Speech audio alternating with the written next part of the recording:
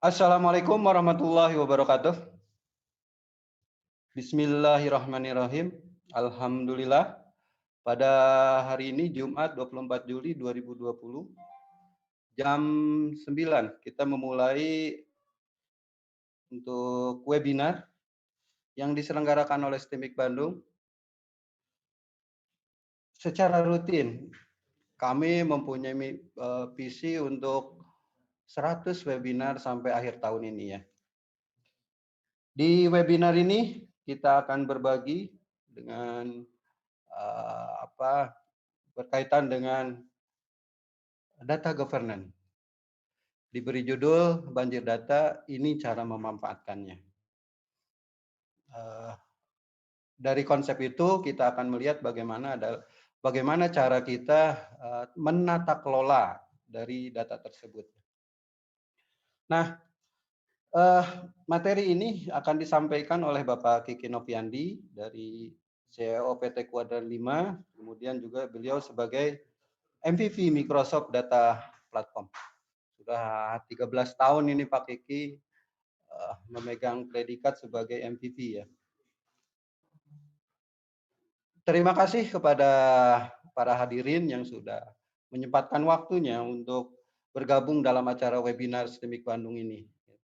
Tercatat sudah 70 orang yang sudah hadir dalam kegiatan ini dari 135 pendaftarnya. Mohon maaf ini tidak disapa satu-satu dari pesertanya, kelihatannya ini sudah ada beberapa yang saya kenal. Mudah-mudahan nanti di akhir sesi kita bisa ngobrol-ngobrol untuk hal-hal tertentunya ya. Nah, sesuai dengan tema kita tentang data governance ya. Di webinar governance-nya ini juga kita bahas. Kita akan mulai dengan pemaparan dari Pak Kiki ya. 1 SKS kira-kira Pak Kiki untuk menyampaikan materinya ini. 1 SKS ya, walau waktu kita kuliah ya 50 menit gitu kira-kiranya Pak Kiki. Nah, berikutnya nanti ada 2 sesi diskusi yang kita akan membuka mungkin 2 sampai 3 pertanyaan di masing-masing sesinya ya. Nah, ilmu ini akan sangat banyak bermanfaat bagi kita. Untuk mempersingkat waktu, dipersilahkan kepada Pak Kiki untuk menyampaikan pemaparannya. Demikian, terima kasih. Baik, terima kasih Pak Uro atas kesempatannya. Halo, selamat pagi semua para hadirin yang ada di sini. Perkenalkan saya untuk berbagi cerita tentang topiknya banjir data nih. Jadi ceritanya kita mau kupas tentang gimana sih data itu kok bisa jadi banjir gitu ya. Nah itu jadi mungkin salah satu topik yang akan kita bahas kali ini.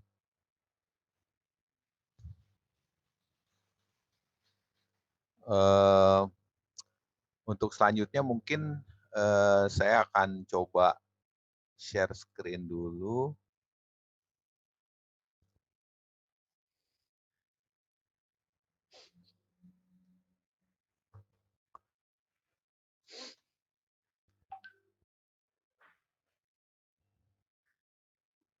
Apakah udah kelihatan screen yang saya share? Oke ya Pak Kiki, siap. Oke. Baik, jadi sebenarnya kesempatan ini juga saya ingin memperkenalkan diri juga. Tadi mungkin Pak Auro sudah sempat mengemukakan bahwa saya sehari-hari di PT Kuadran 5 Indonesia dan juga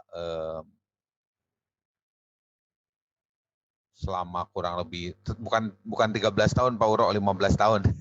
Mohon maaf ini kurang 2 tahun. 15 tahun jadi MVP, baru bulan ini di renew kembali. Nah, MVP sendiri adalah program Microsoft untuk encourage person-person yang ada di dalam dunia IT yang dianggap mempunyai kontribusi untuk menjadi influencer lah begitu ya. terkait dengan khususnya teknologi Microsoft, khususnya data platform yang saya saat ini dalami. Gitu. Oke, mungkin cerita sedikit aja tentang banjir data, kemudian cara memanfaatkannya. Saya nggak terlalu teknis cerita di sini, lebih banyak akan bicara tentang teknologi, mungkin kemudian beberapa case, beberapa contoh yang kita akan coba tampilkan di sini. Saya ambil dari Neil Armstrong. Di sini disampaikan bahwa the best quote reflect your approach. It is one small step for man, one giant leap for mankind. Jadi mungkin ini langkah kecil untuk seorang manusia, tetapi langkah besar untuk kemanusiaan begitu ya. Kurang lebih seperti itu yang saya kutip dari Neil Armstrong. Oke, jadi balik lagi saya memperkenalkan diri dulu. Nama saya Kiki Rizky Noviandi. Saya alumni STIMIK tahun ke berapa ya? Kedua kali ya, kalau nggak salah ya, tahun 1993. Sehari-hari saya di Kuadran 5 Indonesia, MVP dari 2006, dan saya juga mengelola komunitas SQL Server Indonesia Community yang cukup aktif juga mengadakan webinar 2 minggu sekali, dan kalau teman-teman mau join atau mau lihat, ada channel YouTube kita, ada juga Facebook group kita di link di screen ini ya. Oke, ini sekedar refreshing aja. Kita mau cerita sedikit tentang data dan informasi. Jadi data itu sendiri adalah merupakan sebuah fakta mentah atau rincian peristiwa yang belum diolah. Jadi contohnya misalnya Ahmad Yani 95, 2004, 7, 20, 20. Itu semua data. Tapi kita nggak tahu artinya apa. Dia akan berarti atau menjadi berarti ketika dia diolah dan diproses menjadi informasi. Nah, itu perbedaan utamanya. Jadi kalau kita bicara masalah misalnya Ahmad Yani bisa macam-macam sebagai data.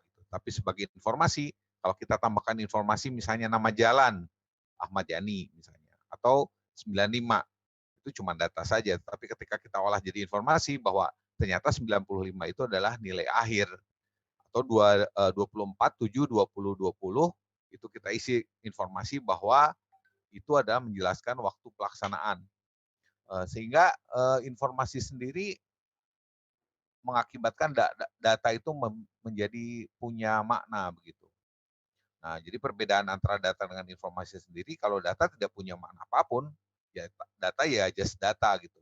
Kalau informasi, dia sudah mempunyai makna tertentu. Data bisa berbentuk fakta, rincian, juga segala bentuk pengamatan empiris, bisa berupa observasi, wawancara terhadap semua peristiwa, tetapi informasi adalah data yang sudah diproses dengan menggunakan beragam teknik tertentu.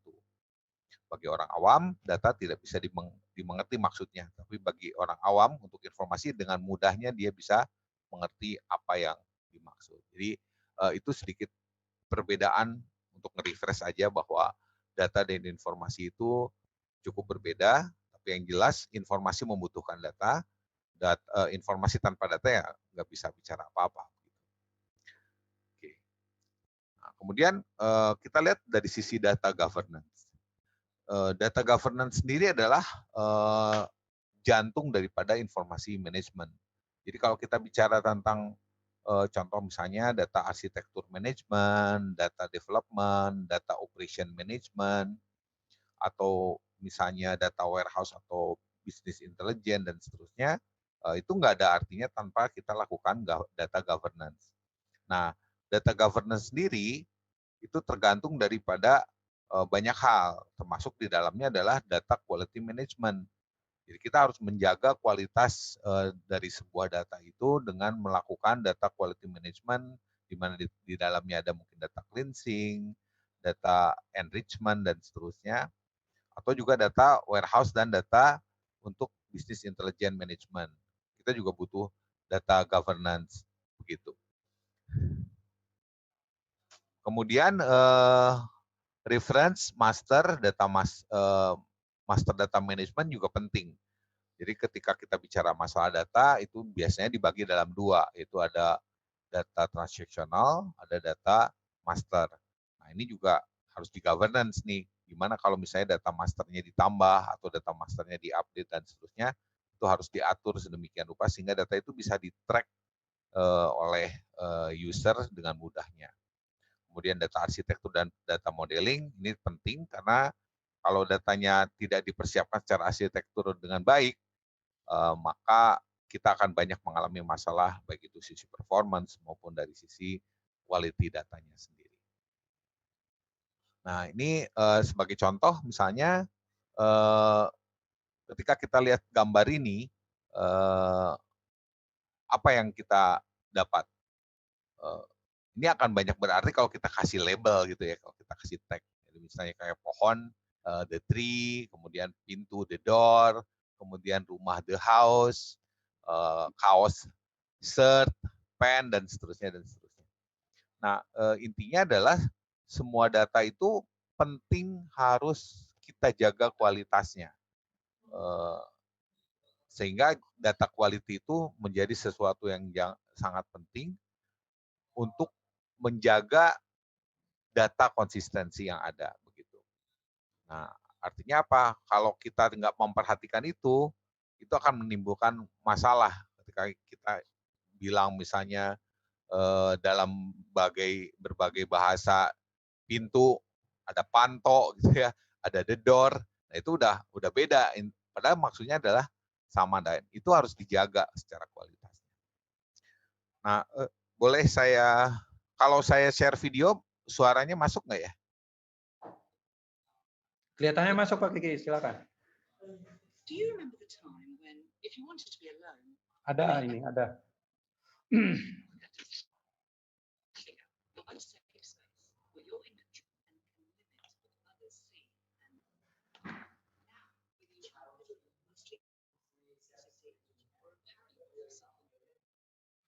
Tambahin join audionya ke Pak Kiki, di join audionya di apa, di checklist.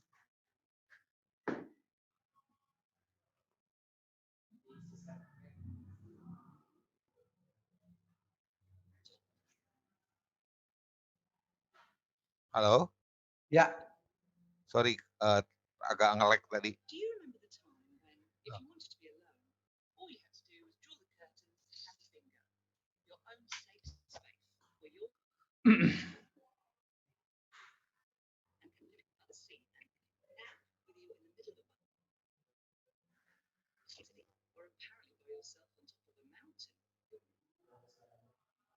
Yeah.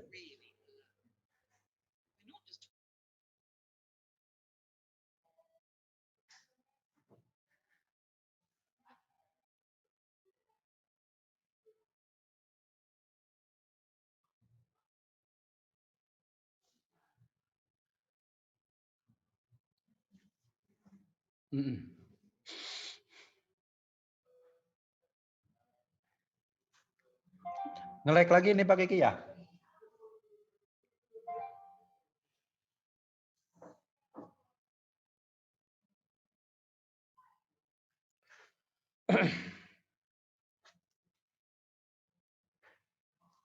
Oke, ini sambil nunggu yang apa namanya teknologi yang akan digunakannya, ini jangan lupa untuk para peserta juga untuk ngisi daftar absen ya. Dan untuk mendapatkan sertifikat, untuk juga melakukan proses like di YouTube kita, STIMIK Bandung. Ada apa namanya, ada channel STIMIK Bandung yang ada di dalam YouTube kita. Mari kita ramekan juga YouTube kita, jadi STIMIK Bandung. Ini kita lagi tunggu proses dulu dengan Pak Kiki supaya nanti kita bisa apa namanya bisa berjalan lagi dengan lancar ya. Halo, gimana Pak Kiki bisa? Kalau tadi agak terganggu kayaknya jaringannya. Oke, siap. Udah kelihatan lagi? Udah. Oke, mungkin saya skip dulu ada videonya ya. Baik, Pak Kiki, silakan.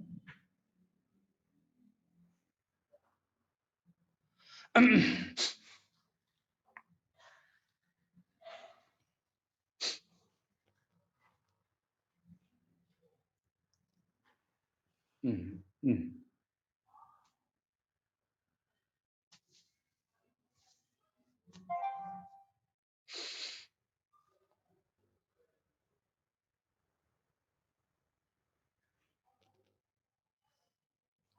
Oke, tampil ini.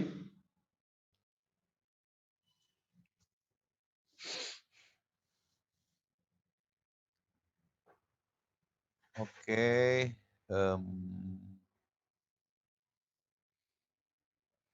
saya lanjut dulu aja.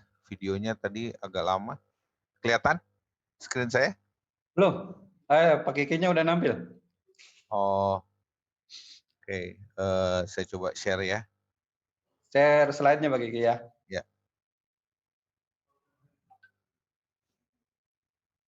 oke. Gimana? Apakah Oke, kelihatan? sudah tampil Pak Kiki, silakan. Oke.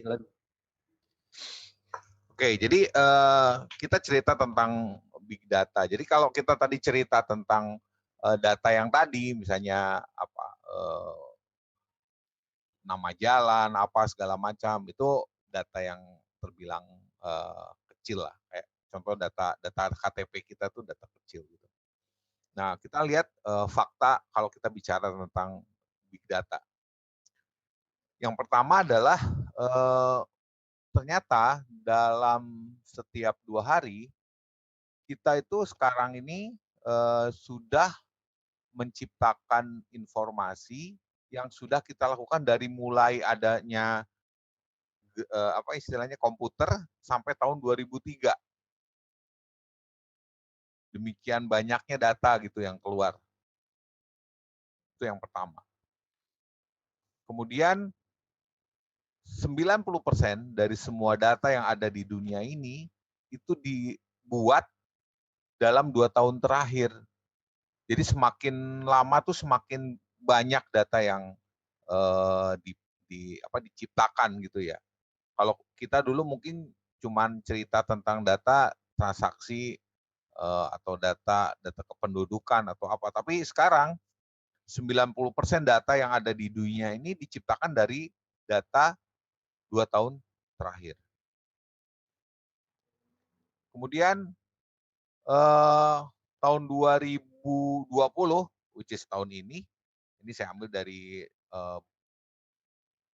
buku yang dicetak beberapa tahun yang lalu gitu, bahwa datanya sendiri sekarang satuannya udah bukan growth-nya sendiri bukan 3,2 zettabyte, tapi udah 40 zettabyte. Sedemikian banyak data yang, apalagi sekarang zaman COVID gini ya Pak. Kalau kita COVID nih kan semua orang mainnya online gitu kan. Nah begitu kita online semua informasi tersebar lah gitu ya. Yang tadinya nggak punya email jadi punya email, yang tadinya nggak punya account Google jadi punya account Google, yang tadinya nggak punya informasi apapun jadi harus punya gitu ya. Yang tadinya dia nggak pernah daftar di Gojek atau Grab, sekarang jadi punya informasi itu. Kemudian dalam setiap menit ada sekitar 204 juta email yang kemudian juga dia mengenerate 1,8 juta Facebook like. Kemudian 278 ribu tweet. Kemudian belum lagi yang upload foto di Facebook, di Instagram, dan seterusnya. Jadi benar-benar kita tuh kebanjiran informasi gitu loh. Apalagi dengan kegiatan yang sekarang kita sebut dengan sosial media, menyebabkan semua informasi itu datang dengan dengan sendirinya. Mungkin kalau teman-teman pernah ingat zaman dulu ya, kita kalau mau ngelamar kerja itu kan harus masuk ke, kalau zaman dulu apa ya, karir.com atau apa gitu ya awal-awal ya. harus masukin nama, alamat, pengalaman kerja, dan seterusnya. Dan itu takes time dan harus diminta gitu untuk ngisi. Tapi kalau sekarang, dengan sepenuh hati orang mengisi yang ada di LinkedIn, yang ada di Facebook, even misalnya ditanya hobinya apa, kesenangan bajunya apa, itu langsung diisi gitu, tanpa ditanya lagi, sehingga data itu mengalir deras, ya bagaikan banjir begitu ya. Sehingga kalau kita bicara tentang masalah data, yang tadinya orang dulu menyembunyikan informasi, sekarang malah membuka informasi. Kasih tahu, hari ini saya ulang tahun, saya besok ke Bandung, ada yang mau ikut, dan seterusnya, dan seterusnya. Nah, itu sendiri men-trigger banyak sekali data yang datang secara sendirinya. Belum lagi ada sekitar 100 jam video yang di-upload setiap menit di YouTube. Kita lihat banyak sekali orang yang jadi YouTuber ya.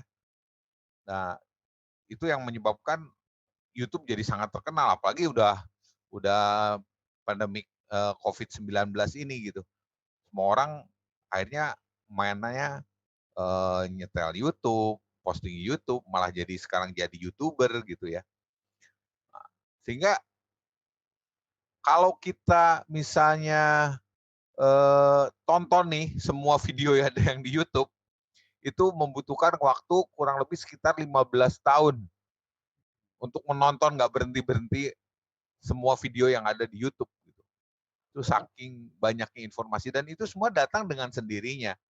Nggak diminta, kamu bikinin video dong, atau apa. Dengan sendirinya orang melakukan itu dengan inisiatif sendiri. Ada yang bikin video mungkin cuma 5-10 menit, ada yang bikin 1 jam, ada yang bisa jadi kayak seperti halnya Atta Halilintar atau Ria Ricis gitu ya. Dan itu semua dilakukan dengan penuh kesadaran, dan bahkan mungkin awalnya nggak dibayar ya, sampai pada akhirnya juga dapat endorsement atau apa, tetapi dengan sendirinya orang melakukan upload video itu. Belum lagi kalau misalnya semua data yang ada sekarang, kalau kita burn ya ke DVD gitu ya, terus kita tumpuk gitu ya, itu bisa apa istilahnya, bisa nyambung tuh sampai bulan kemudian balik lagi katanya gitu ya, dari informasi di komputer. Saking banyaknya data kalau sekarang ada gitu loh. Belum lagi ada sekitar 570 new website setiap menit perharinya yang ada gitu. Saya ambil contoh misalnya kita pernah ikut satu kegiatan kayak startup gitu, dan setiap startup itu diminta untuk bikin landing page. Nah, landing page itu bisa juga berupa website, bisa juga bukan, tapi pada kenyataannya hampir setiap hari website baru itu tercipta gitu. Entah itu yang main-main ataupun yang serius, tapi betul-betul ini satu informasi yang memang luar biasa deras mengalirnya begitu. Belum lagi kalau kita cerita tentang mobile network. Mobile network itu sudah increase sampai 81% data transfernya gitu yang melalui mobile network. Jadi kalau orang dulu mainnya misalnya web application, kalau sekarang mobile network. Semua data ada di dalam genggaman kita, di dalam handphone kita gitu.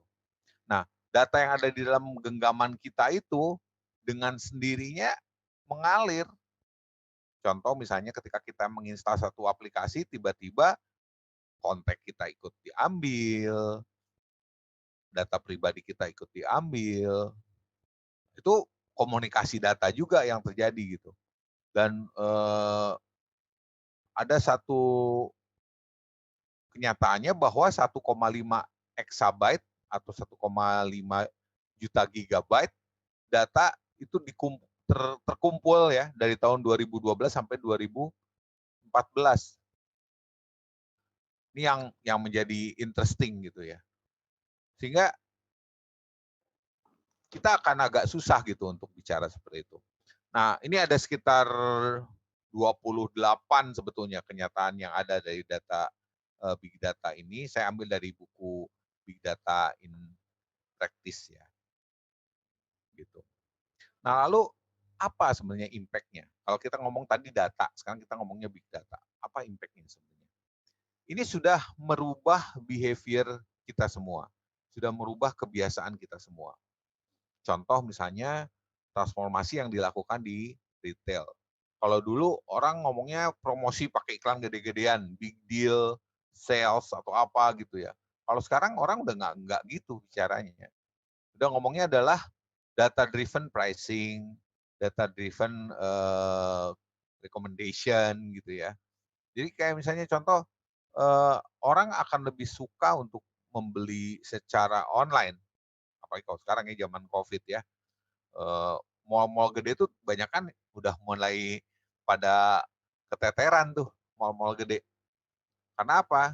Karena sebagian besar semua lari ke bisnis online, online shopping, e-commerce dan seterusnya dan seterusnya. Karena di dalamnya situ juga mereka melakukan analisa dan seterusnya sehingga bisa tahu nih barang apa yang paling banyak dibeli, barang apa yang paling banyak dicari.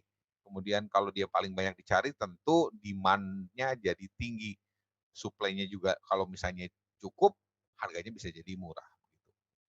Nah, ini transformasi dari sisi retail sehingga cara jualannya pun jadi berbeda gitu loh.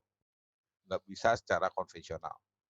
Lalu kemudian dari sisi fraud management. Jadi kalau kita misalnya melakukan misalnya contohlah orang misalnya melamar kerja gitu ya. Yang kita lakukan adalah semua berdasarkan data sendiri gitu ya, kredit database gitu ya.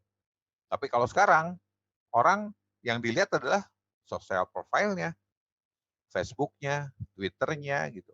Apa sih yang dilakukan, apa sih yang dibicarakan di situ gitu. Sehingga orang bisa dapat informasi banyak dari profil yang ada di sosial medianya begitu. Contoh kayak misalnya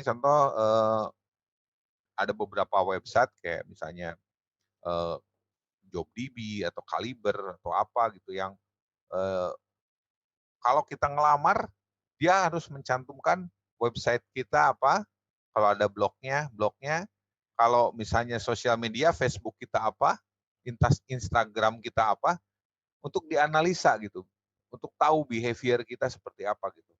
Nah jadi untuk melakukan fraud management sendiri dengan mudah orang menggali profil dari yang ada di sosial media daripada hanya berdasarkan data yang ada.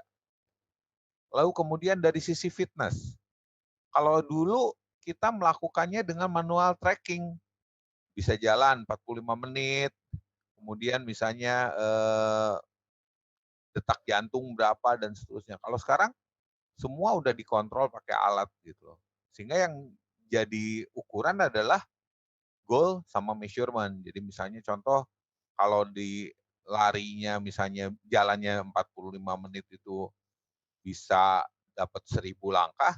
Nah, goalnya misalnya 10.000 langkah tuh 1 jam bisa enggak gitu. Nah, ini udah jadi transformasi juga dari sisi fitness-nya. Kemudian dari sisi customer service. Dari sisi customer service, dulu orang melakukannya dengan survei.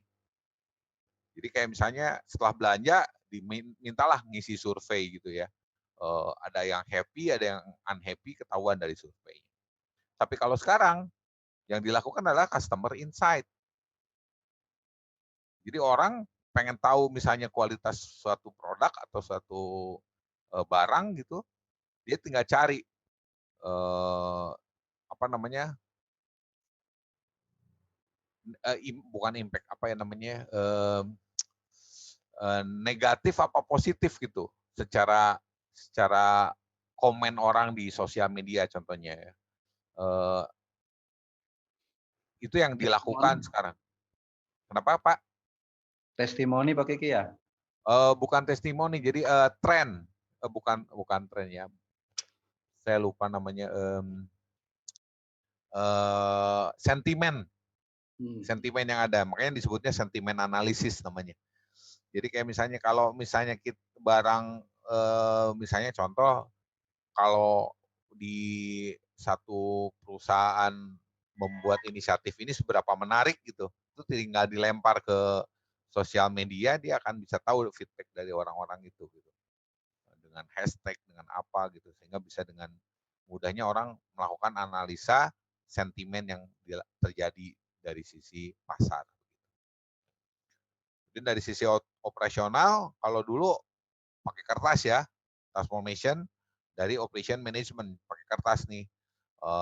Dari sini lari ke situ, lari kemana, kertas yang bergerak. Kalau sekarang automation operation, bahkan kayak kita misalnya order beli barang aja, kita bisa tahu nih, oh sekarang lagi dipesan, oh lagi di order. Ini dalam perjalanan nih, kalau kita bisa beli yang pakai Grab atau pakai Gojek gitu kan, kita bisa tahu nih udah nyampe mana yang ngirim gitu ya. Nah itu semua yang terjadi adalah data yang terkirim dengan sendirinya begitu. Jadi intinya adalah semakin cepat kita bisa menganalisa data, semakin besar juga nilai prediksi kita yang ada, atau semakin akurat nilai prediksi yang ada. Nah, jadi siapa yang dapat mendapatkan informasi yang paling cepat, itu yang jadi pemimpin begitu. Makanya sekarang banyak perusahaan-perusahaan yang memang secara bisnisnya seolah-olah belum untung gitu, padahal sebenarnya dia memainkan perannya di sisi data. Kayak contoh misalnya ketika pertama kali Shopee, kemudian apalagi Dana mulai bergulir pertama kali ke pasar, mereka kasih diskon gede-gedean gitu ya, cashback atau apalah namanya, ada diskon, ada poin segala macam. Karena sebenarnya yang mereka cari adalah data. Zaman dulu masih ingat nggak ketika kita misalnya tiba-tiba ada orang datang mau melakukan survei gitu, kita berharap oke, kalau saya isi form ini dapat apa sih gitu kan? Oh iya nanti dapat muk nih sebagai hadiahnya, atau dapat pensil atau dapat pulpen.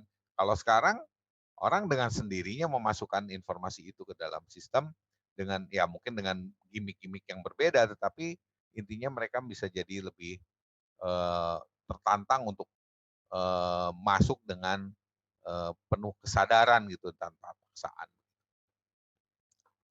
Nah itu kita bicara tentang data tadi. Jadi data sendiri sudah istilahnya udah mengalir demikian derasnya gitu dari semua sumber tanpa terhalangi lagi.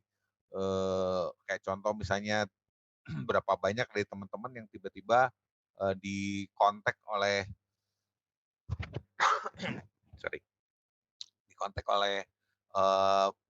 apa namanya, kartu kredit misalnya begitu. Tiba-tiba, loh kok dia tahu nomor saya, tiba-tiba saya ditawarin kartu kredit. Atau saya lagi jalan ke mall, lewat ke satu toko tiba-tiba dapat WA gitu ya. Saat ini lagi ada promo di toko ini, silahkan mampir misalnya gitu. Itu sebenarnya data yang tanpa kita sadari udah bergerak gitu, udah mengalir sedemikian derasnya. Nah, lalu apa kaitannya dengan cognitive service? Nah, jadi cognitive service ini sebenarnya adalah turunan daripada artificial intelligence. Jadi kalau kita bicara masalah data itu tanpa diolah lagi itu nggak ada artinya. Berarti harus diolah dengan sebagai informasi. Nah, ketika dia sudah jadi informasi, maka kita bisa menggunakannya untuk apapun, termasuk untuk keperluan cognitive service ini. Nah, ini kalau berdasarkan Microsoft Cognitive Service yang ada, ini ada 4 pilar yang ada dari sisi Microsoft untuk Cognitive Service sendiri. Yaitu ada vision, ada speech, ada language, ada knowledge, ada search. Nah, vision sendiri adalah lebih ke bagaimana kita mendeteksi dari apa yang kita lihat. Contoh misalnya dari gambar, foto misalnya. Nah, dari foto itu kita bisa melihat wajah misalnya, kemudian bisa memahami apa yang ada di dalam image itu, atau bahkan video. Dari video kita bisa mendapatkan informasi yang ada. Kalau dulu pernah saya bekerja di satu NGO US begitu. Ada satu program namanya Application Laboratory. Di situ kita melakukan inovasi-inovasi untuk melakukan apa ya, enrichment gitu knowledge orang-orang dengan menggunakan teknologi. Salah satunya adalah waktu itu kita banyak cara untuk mengidentifikasi gambar. Misalnya ada gambar payung. Tapi payung itu kan kalau dicari terjemahannya, kalau dalam bahasa Inggris kan bukan payung gitu ya. Nah, proyeknya sebenarnya dilakukan adalah melakukan proses tagging. Taggingnya itu dalam berbagai bahasa. Misalnya contoh saya tampilkan satu gambar payung, kemudian kalau payung dalam bahasa Inggris umbrella misalnya gitu ya. Kalau payung dalam bahasa Indonesia payung misalnya. Kalau bahasa Sundanya apa? Pajeng misalnya gitu ya, dan seterusnya dan seterusnya. Nah, itu dilakukan terus untuk apa? Untuk memudahkan proses pencarian. Jadi ketika misalnya itu proyeknya kebetulan dengan Google, di Google sendiri kalau kita cari misalnya car gitu, kita bisa keluarin semua gambar mobil dalam berbagai bahasa gitu, dan itu dilakukan dengan proses tagging di situ. Itu versi-versi awalnya. Nah, sekarang semua udah lari ke artificial intelligence. Jadi di dalam vision sendiri ada yang namanya computer vision, ada namanya emotion, ada namanya face, ada video indexer, dan seterusnya dan seterusnya. Nah, itu baru dari vision saja. Jadi contoh misalnya face recognition. Gimana kita mengenali wajah kita untuk bisa masuk ke dalam satu misalnya tempat gitu ya, akses gitu. Kita tinggal store muka, dikenalin, oh ini Kiki ini masuk nih, oke silakan masuk gitu. Tanpa harus misalnya nyimpen KTP atau apa gitu. Nah, itu memungkinkan saat ini kita lakukan. Kemudian untuk speech, ada speech sendiri di sini udah ada di cognitive service-nya Microsoft. Itu di mana kita kalau bicara ngomong bisa dikenali, oh ini Kiki yang ngomong nih, oh ini Pak Uro yang ngomong nih gitu. Itu bisa ada speaker recognition di situ. Kemudian ada juga language bisa spelling check.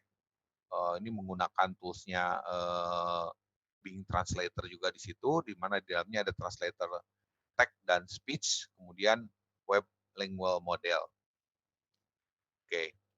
Nah, ini ada beberapa contoh computer vision yang ada.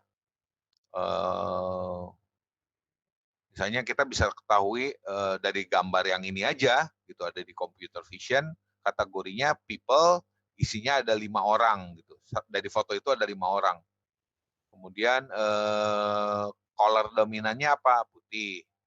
Kemudian dia bisa kenalin ada berapa orang laki-laki, berapa orang perempuan dari foto itu aja gitu, termasuk ekspresinya, senyum, marah, cemberut atau apa gitu ya.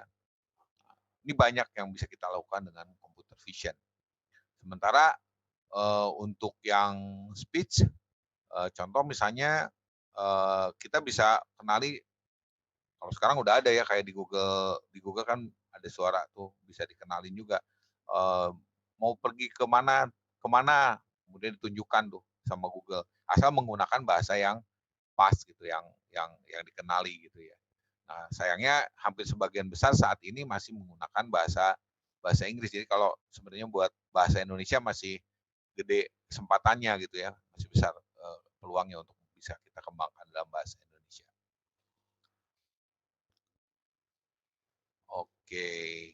Nah, kemudian saya contoh nih, ada, saya buka dulu bentar.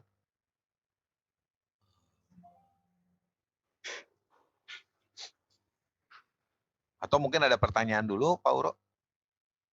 Baik, Pak Kiki, ya terima kasih sampai poin ini untuk menyampaikan presentasinya ya. Ini kita banyak juga kehadiran dari para dosen-dosen Pak Kiki. Ini ada Oke. dari Aptikom juga, dari Aptisi, ada dari FDRI, kemudian ada dari ARE ya. Nah, sampai di bagian ini kita buka dulu sesi pertama untuk diskusinya.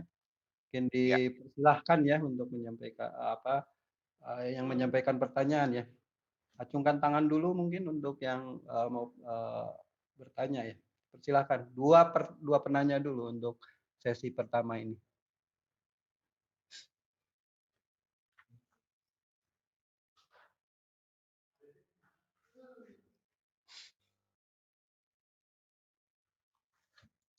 Silahkan, ada yang bertanya ini?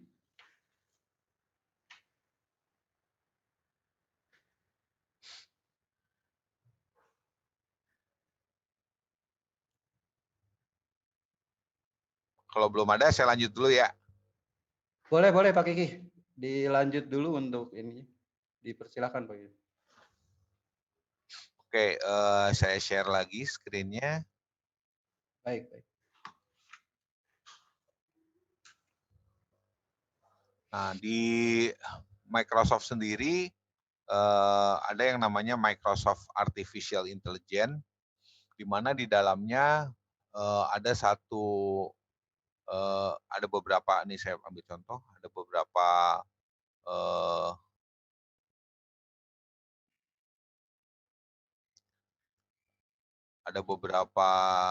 hal yang bisa kita pelajari di sini.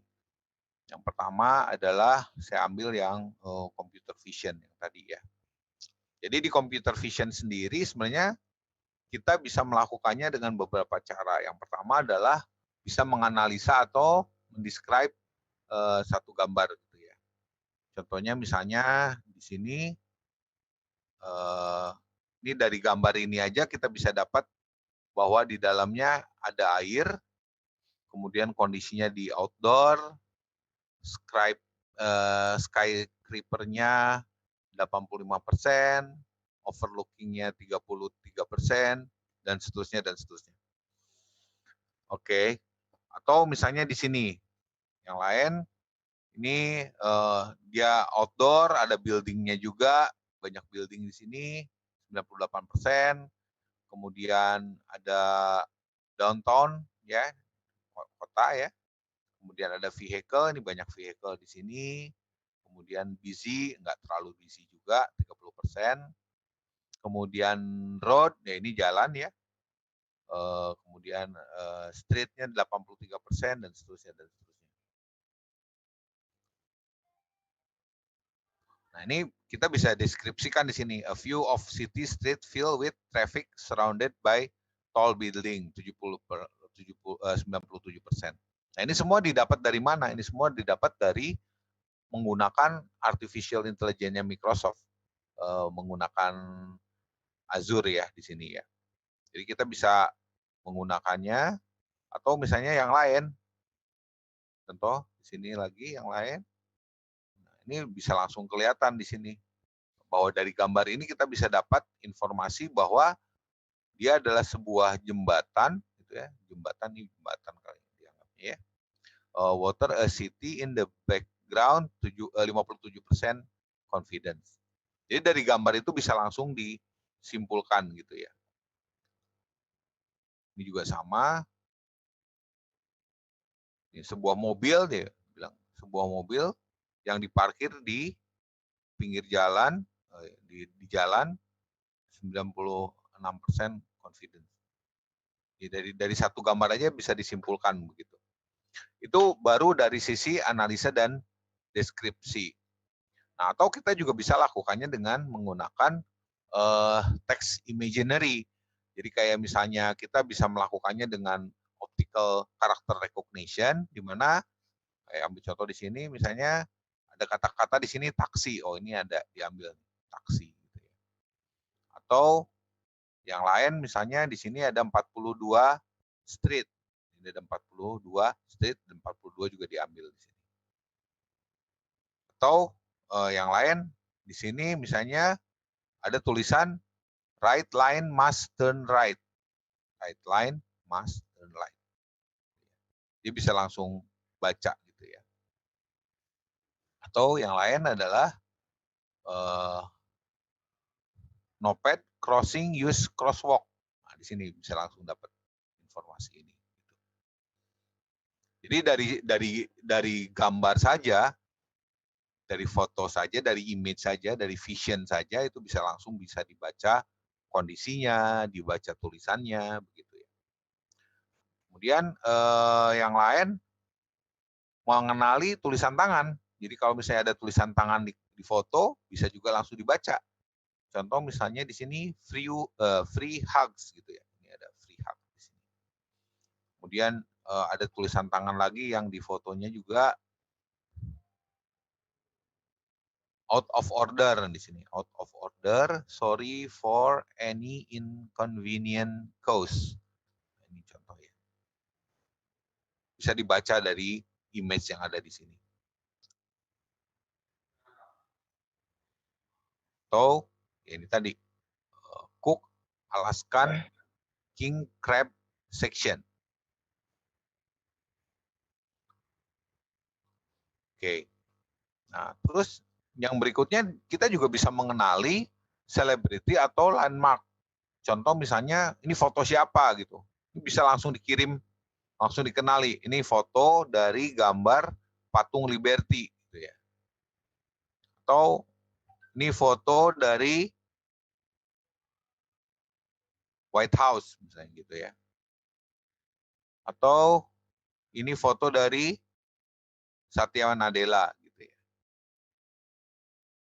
Nah, itu dengan mudahnya computer vision mengenali itu semua, dan ini semua kita nggak perlu programming yang susah-susah karena ini udah ada di Azure Computer Vision, sehingga kita tinggal menggunakan API-nya aja, kita passing ke apa namanya, ke cloud, kemudian nanti cloud akan balikan informasi yang kita butuhkan.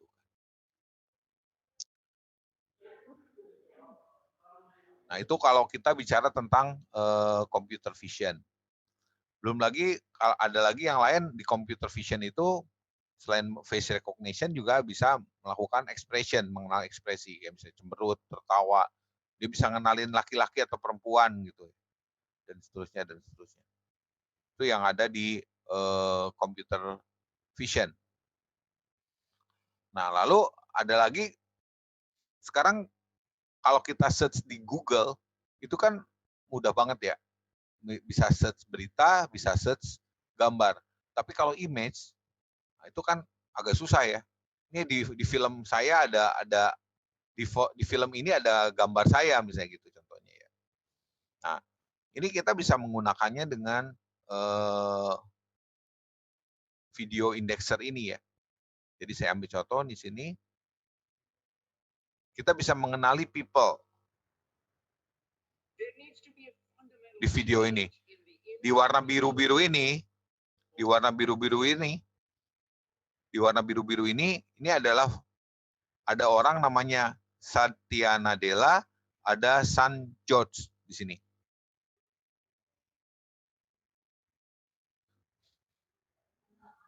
Atau misalnya kita coba cari berdasarkan topik. Jadi ada topiknya ini, ada macam-macam nih. Ada operation dan dashboard misalnya gitu. Nah, di sini nih operation dashboard diomongin gitu ya. Ada pending failure di sini. Ada outer failure di depan, outer loop di depan. Ada intelligent edge, ini di beberapa tempat dibicarakan oleh Satya Nadella. Kemudian kalau kita mau coba juga lihat sentimen negatif. Nah, ini sentimen positif videonya di mana? Sentimen netral videonya di mana? Oh, ini netral semua. Ini yang positif di sini nih.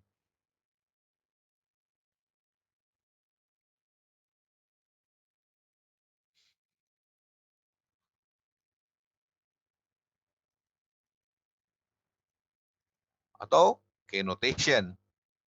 Nah, ini kita ngomonginnya person. Ini ada tampil beberapa kali person.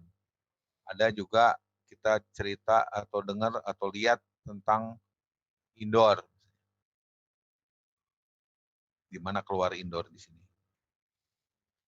Atau misalnya monitor, kapan monitor itu tampil, oh ini tampil.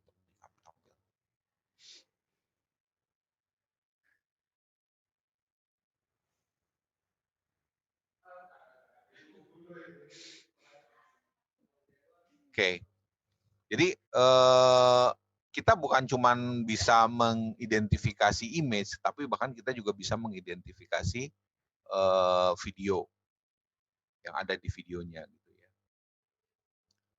Atau kita juga bisa menambahkannya secara transkrip. Jadi apa yang diomongin sama orangnya ada transkripnya gitu. Ini contohnya ketika Satya Nadella cerita, ini juga langsung keluar di sini tulis translate-nya. Gitu.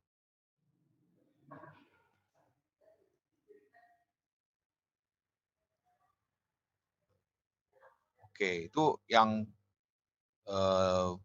tadi tentang bagaimana computer vision itu bisa bekerja. Mungkin kalau ada yang mau bertanya, silakan.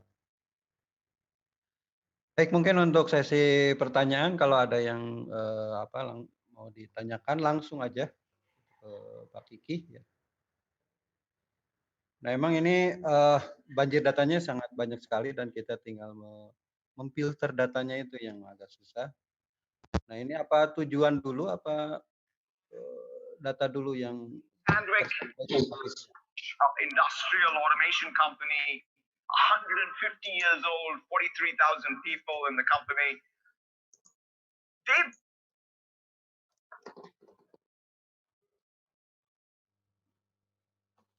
Oke. Ada pertanyaan Pak Uro? Silakan kalau ada pertanyaan. Bagi para mahasiswa ini banyak sekali manfaatnya nanti untuk Anda melakukan proses penelitian terkait dengan multimedia, terkait dengan image processing ya. Saya dulu tidak dapat untuk sampai ke bagaimana mendeteksi keberadaan kendaraan motor di perempatan jalan waktu itu emang teknologinya masih susah. Nah, untuk saat ini kan teknologi itu sudah disampaikan oleh ini. Nah, mungkin Pak Kiki framework apa nanti yang kita bisa manfaatkan untuk keperluan itu Pak Kiki ya? Sementara dari Oke. Baik, jadi mungkin kalau secara framework kan sebetulnya itu udah ada di sisi Azure ya, sudah ada. Jadi di Azure sendiri dia ada yang artificial intelligence-nya, ada machine learning-nya, dan itu tinggal pakai sebetulnya. Yang pasti harus punya Azure subscription juga. Nah, cuman Azure subscription sendiri ini kalau bagi yang belum punya itu Microsoft kasih free ya untuk bulan pertama kalau nggak salah. Jadi bisa pakai untuk melakukan uji coba,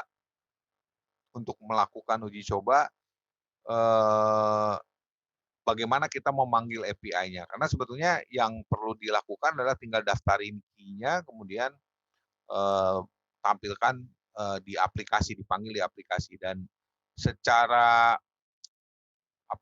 secara resource ini udah banyak sekali yang bisa dipakai, sebetulnya yang bisa diambil di sini, dan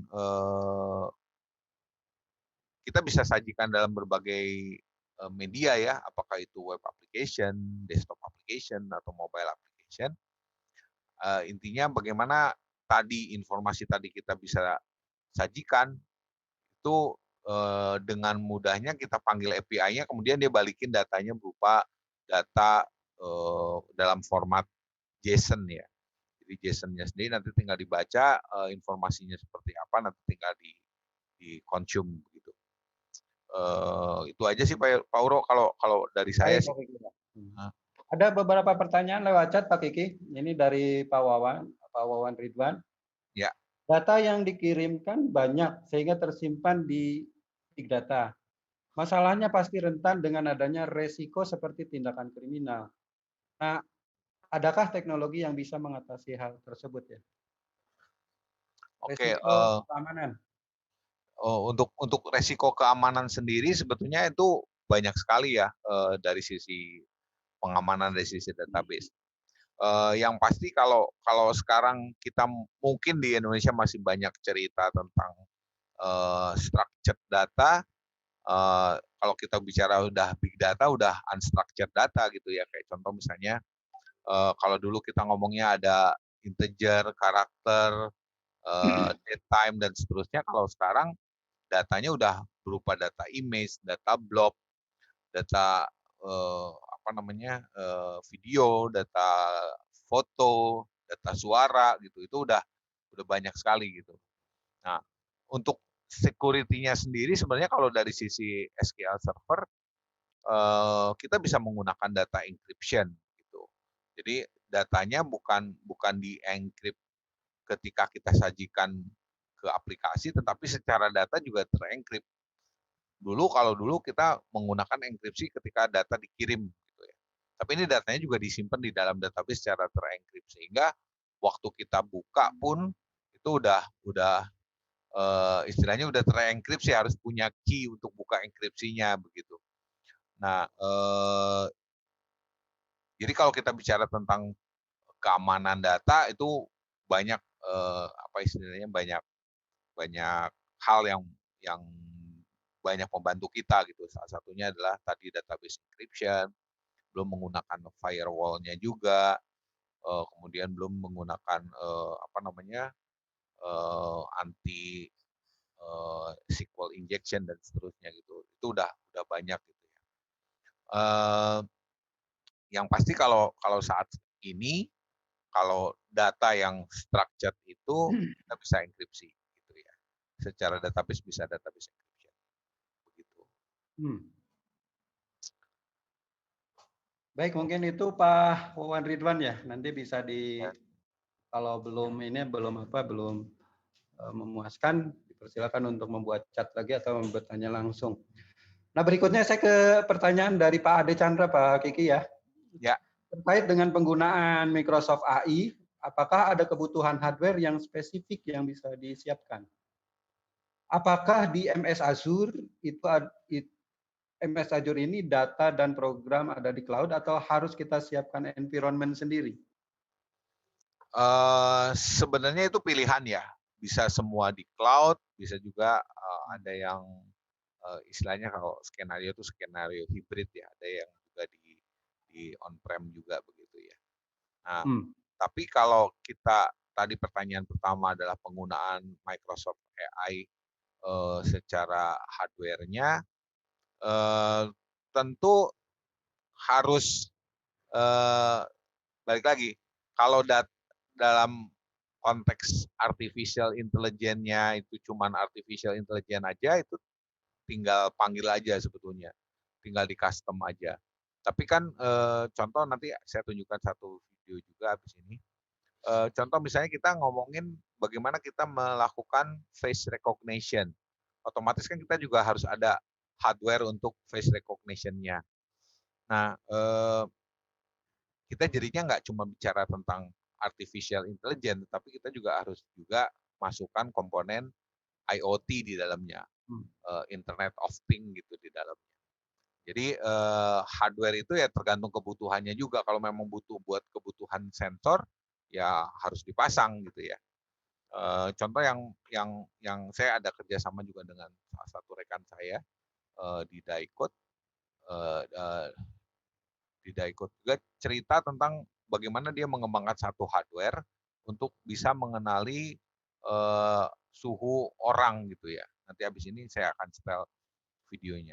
Tapi di Azure Data ini ya kalau kita running itu misalnya on-prem, contoh misalnya Windows application, ya nggak terlalu perlu ada kebutuhan apa-apa. Tapi kalau misalnya ada keperluan untuk tadi misalnya contoh teman saya itu pernah bikin untuk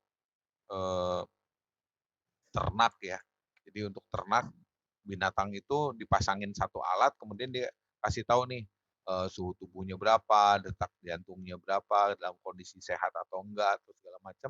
Nah itu kan dikirim ke cloud, di cloud diolah tuh menggunakan artificial intelligence untuk tahu behavior si binatangnya itu seperti apa. Atau contohnya misalnya kita mengidentifikasi satu lahan gitu, apakah lahan itu subur atau kurang air, kurang pupuk, apa segala macam. Nah itu juga bisa kita lakukan dengan menggunakan artificial intelligence dan digabung dengan IoT, sehingga kebutuhan hardware itu ya tergantung dari sisi ininya gitu ya. Tapi kalau kebutuhan hardware dalam artian misalnya data dan seterusnya memang cukup besar ya. Contoh saya kemarin pernah juga jalanin Hadoop service untuk yang artificial Microsoft machine learning big datanya gitu ya. Nah itu dalam waktu 2 jam aja dia running itu udah habis 2 juta tuh bandwidth-nya yang kena gitu ya. Nah itu tentu cara pakainya juga dan kebutuhannya juga perlu dipertimbangkan gitu. Jadi enggak yang di running setiap waktu gitu, karena kan sekali running itu kalau Azure itu kan namanya pay as you go ya. Jadi kalau kita pakai ya dia bayar, kalau nggak pakai ya nggak bayar. Kayak gitu sih. Ada beberapa lagi ini Pak Kiki pertanyaan yang Ya. tersebar dalam chat ya. Berikutnya dari Pak Jajat Sudrajat, ini ada 3 pertanyaan Pak Kiki. Ya. 1, terkait big data, manajemen basis data apa yang bisa digunakan untuk mengolah data tersebut? Nomor 2, bagaimana cara kerja big data? Ketiga, apa yang dimaksud dengan velocity dalam big data? Ini dari pertanyaan Pak Jajat, Pak Kiki. Silahkan untuk. Jadi untuk big data sendiri memang tidak bisa dikelola dengan menggunakan apa istilahnya pengolahan data yang secara terstruktur gitu ya, structured data gitu ya.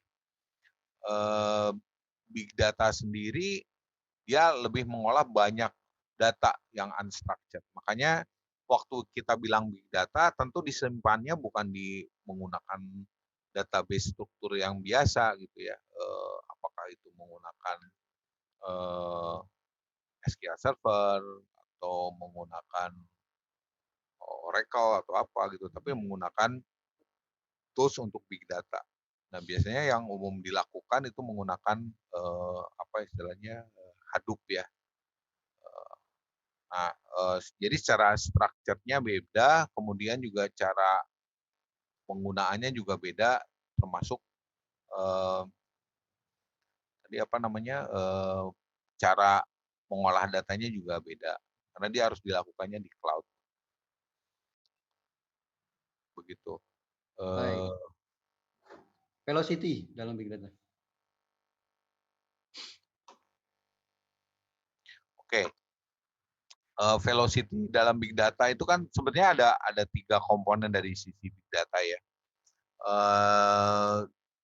Dari sisi big data itu kita bicara tentang volume, jadi datanya itu harus sendiri secara volume juga besar gitu ya.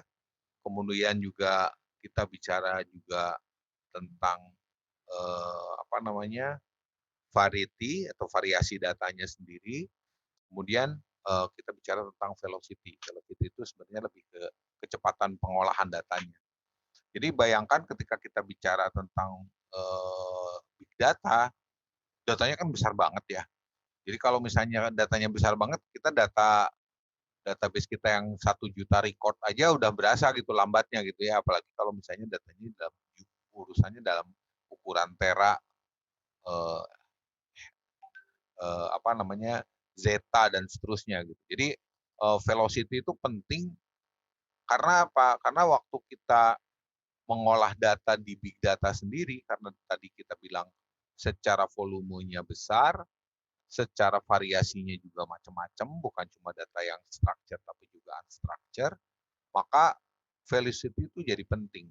Kecepatan itu jadi penting gitu, untuk mendapatkan data itu. Nah, tentu prosesnya sendiri harus menggunakan istilahnya tools yang ada gitu ya. Saya tadi jelaskan tadi menggunakan salah satunya menggunakan Hadoop. Gitu. Karena tanpa itu kita nggak bisa mengolah data dengan cepat gitu ya, karena hubungannya datanya sangat banyak.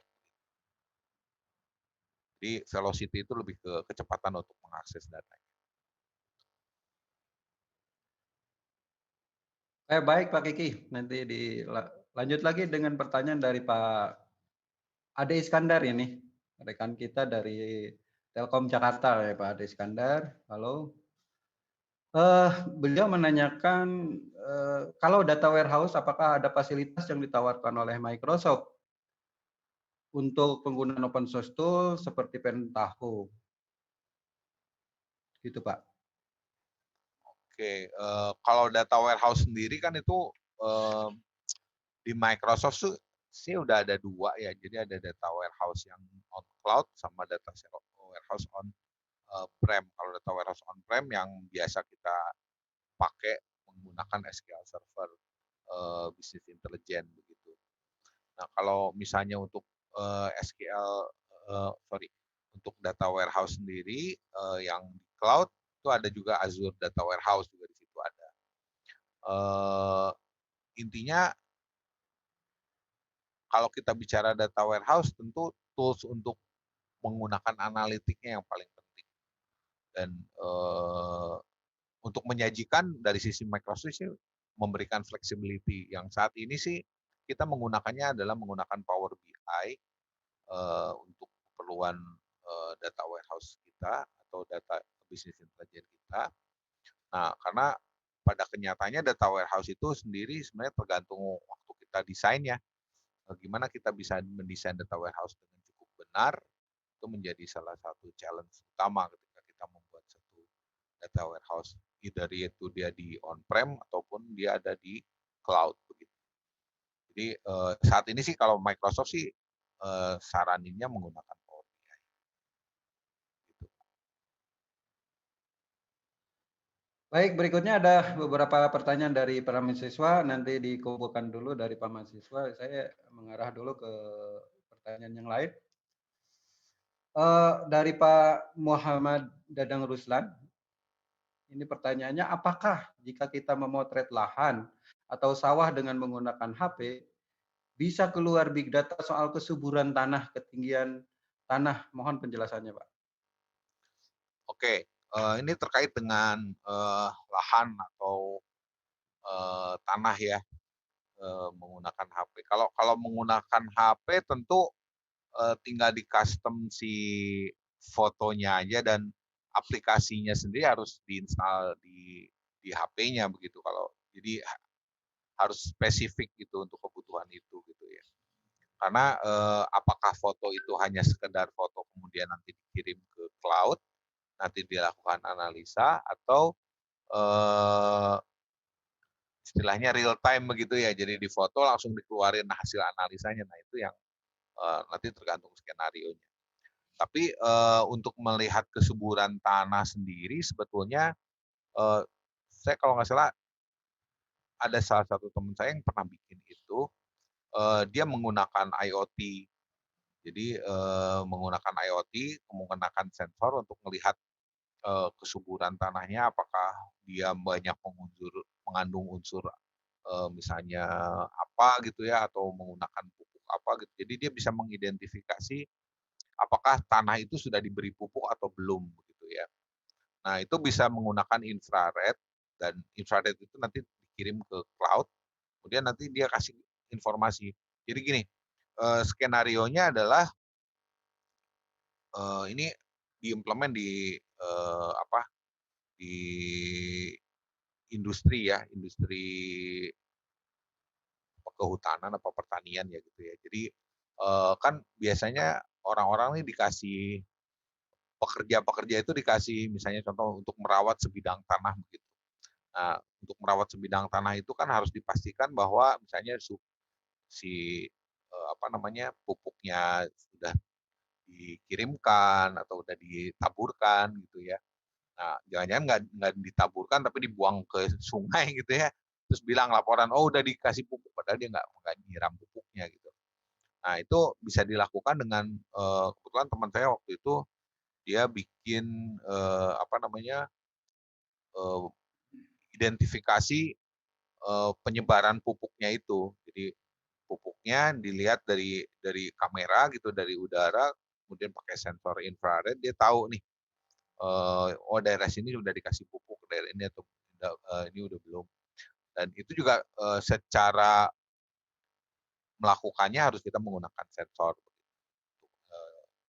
Ada IoT-nya sendiri.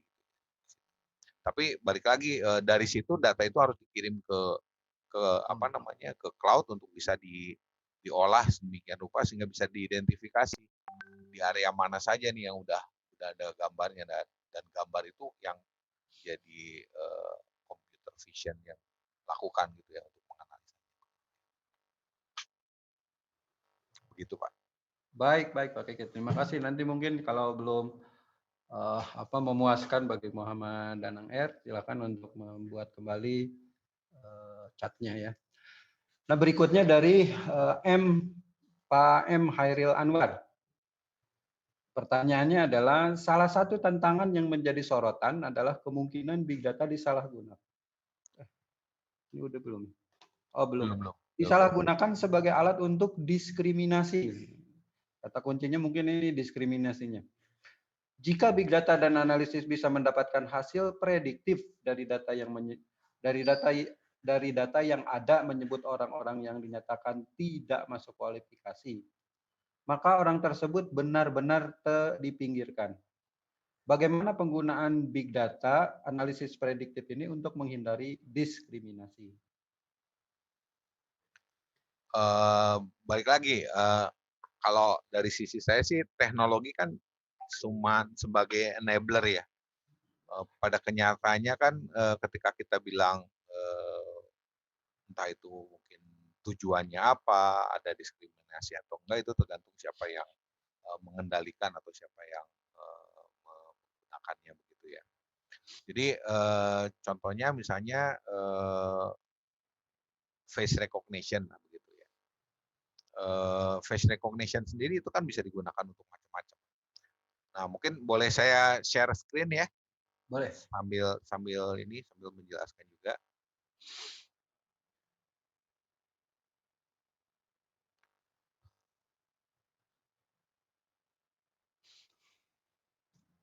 Nah, ini saya kebetulan ada kerjasama sama Daikot, di mana di dalamnya dia jual satu alat untuk bisa mendeteksi suhu dan juga mengidentifikasi orang, gitu ya.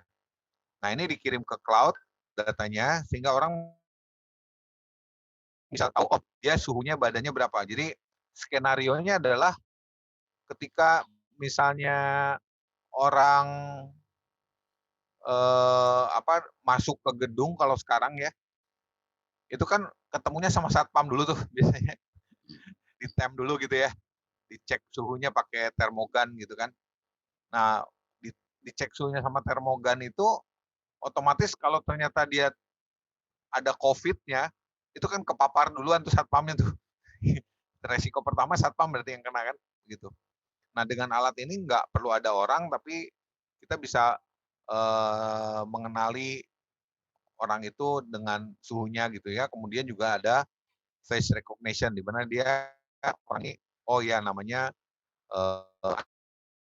Riani gitu ya, gitu. Nah, jadi penjelasannya dari saya adalah bahwa balik lagi, apakah orang itu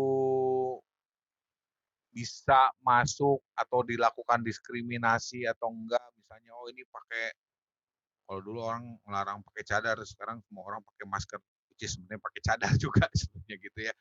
Nah itu istilahnya tergantung kebijaksanaan sih sebetulnya, kebijaksanaan secara secara regulasinya seperti apa. Tetapi bahwa tools ini ada, ya memang ini dikembangkan untuk banyak hal gitu. Ada sisi positifnya, ada sisi mungkin ada negatifnya juga untuk diskriminasi atau apa. Tetapi intinya kita bisa melakukan banyak hal untuk yang lebih positif dari kegiatan ini. Balik lagi, ini juga tergantung dari regulasi, karena kan teman-teman bisa bayangin ketika kita masuk tadi, kemudian foto kita diambil, kita dengan senang hati kasih gitu foto muka kita gitu ke orang gitu kan belum tentu juga ya. Secara privacy itu harus diatur secara regulasi. Begitu Pak Uro. Baik, terima kasih Pak Kiki. Ada pertanyaan berikutnya lagi ya terkait dengan penyalahgunaan data lagi ini ya, bahwa kita memasukkan data dari Taufik Hidayat ya, kita memasukkan data telepon pribadi ya. Ya. Nah kemudian ya oleh pihak ketiga ada proses penjualan dan sebagainya data tersebut ya. Ini pelanggaran apa guys sebenarnya yang dilakukan ini?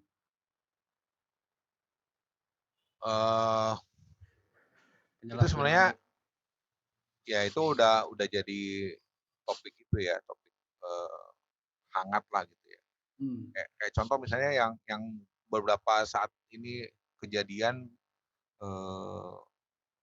saya nggak tahu mungkin pernah dengar yang apa datanya ditarik oleh aplikasi gitu ya. Ini kejadiannya dengan fintech gitu ya. Jadi kita install aplikasi fintechnya, kemudian yang bersangkutan bermasalah nggak bayar fintechnya, kemudian kontaknya ditarik dan semua teman-teman yang ada di address book dia dikontak gitu, dihubungin gitu ya, dibilang bahwa dia penipu lah, apalah segala macam itu kita boleh melaporkannya ke pihak berwajib gitu ya, karena itu udah menyangkut pelanggaran data dan melanggar privasi kita. Jadi memang balik lagi kalau kita bicara tentang bagaimana kita bisa menjaga data kita juga susah ya. Tapi yang pasti kalau kita menemukan bahwa data kita digunakan secara tidak benar oleh pihak-pihak tertentu, kita bisa menuntut yang bersangkutan begitu ya, karena itu melanggar apa istilahnya undang-undang ITE lah ya, penggunaan informasi yang nggak semestinya begitu. Tapi kita juga nggak bisa menutup diri bahwa jangankan seperti itu ya. Contoh misalnya di KTP kita itu kan ada chipnya sebetulnya, dan ada yang jual cara bacanya gitu. Jadi daripada kita misalnya ngisi form gitu ya untuk ngisi datanya, kita tempelin aja ke chip readernya KTP kita, itu udah langsung ketarik datanya begitu. Dan ada orang yang bisa memang melakukan data seperti itu, tinggal ditempelin ke dompet kita aja terus datanya ketarik gitu kan. Nah itu juga kita juga nggak bisa menghindari yang seperti itu. Tapi kalau digunakan secara terang-terangan untuk tujuan tertentu yang tanpa sepengetahuan atau tanpa sepertujuan kita, boleh kita perkarakan begitu ya. Kurang lebih gitu. Baik Pak Kiki ya. Bagi seluruh peserta nanti link presentasi akan disampaikan di dalam chat ini, bisa diunduh nanti. Nah berikutnya adalah ada pertanyaan dari Bapak Muhammad Dadang Ruslan. Bagaimana cara memilih dan memilah big data yang masuk sehingga kita bisa dapat tahu kebenaran data itu? Aplikasi apa yang bisa digunakan? Oke, sebenarnya yang sering dipakai buat case itu adalah data yang diambil dari sosial media. Jadi contohnya misalnya data di Facebook, data di Twitter itu dijadiin case untuk bisa melakukan pengolahan untuk data sendiri. Nah, lalu kalau pertanyaannya adalah bagaimana kita memilah data yang akan kita ambil, ya tentu kita nggak bisa mengambil data begitu aja gitu ya. Contoh misalnya yang paling gampang lah kita cerita tentang misalnya SEO ya, Search Engine Optimization-nya Google misalnya. Sebenarnya kan di balik itu kan ada logik untuk melakukan pencarian satu topik, satu website sehingga bisa keluar di halaman pertama search-nya Google begitu ya. Nah, tentu Google juga memilih itu dengan berbagai macam cara dan berbagai macam apa namanya pertimbangan gitu ya.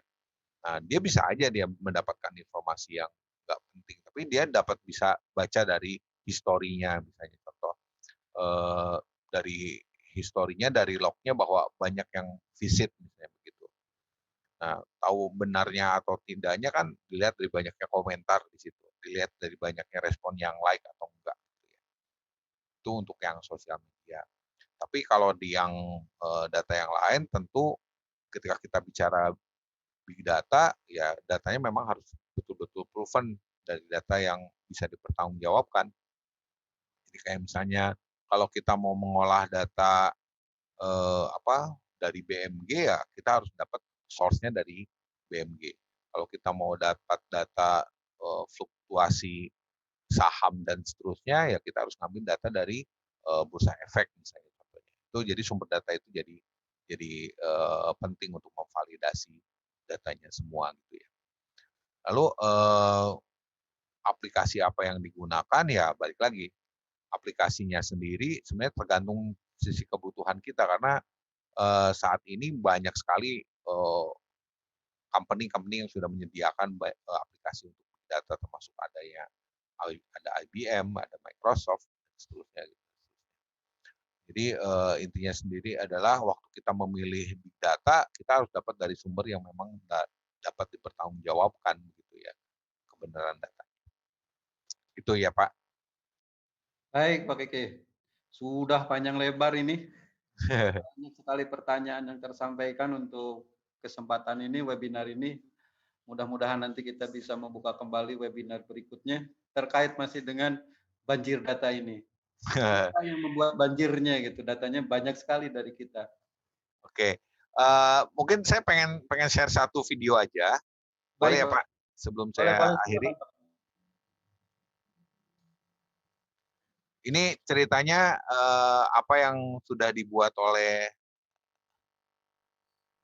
rekan saya di Daiko tadi, skenario untuk dalam rangka dalam rangka COVID ya.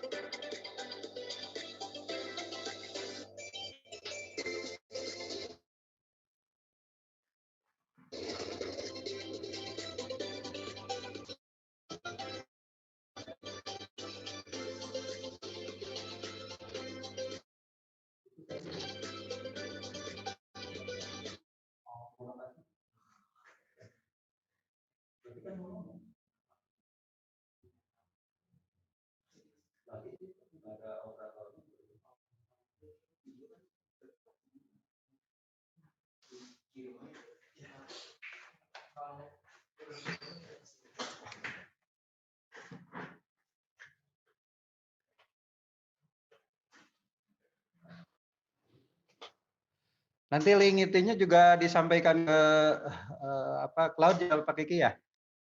Link yang di cloudnya tersampaikan juga ke kita ya.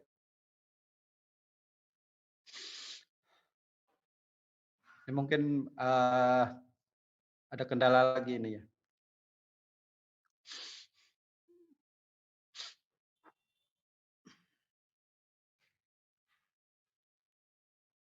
Datanya itu nanti yang harus disesuaikan.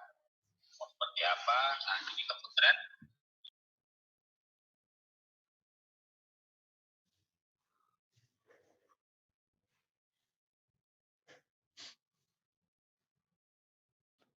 Oke. Jadi nanti kita share dengan link di drive nanti ya yang akan tersampaikan oleh Pak Kiki.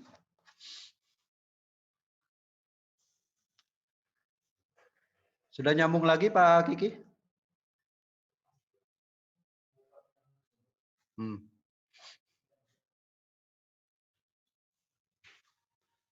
Oke, mohon sebentar. Ini kita nunggu Pak Kiki masuk lagi. Kita sudah Halo. berada di akhir. Ya, Pak Kiki. Welcome back. Kendala teknis berarti tadi pada saat video ini ya. Pak Kiki, halo, halo. Halo.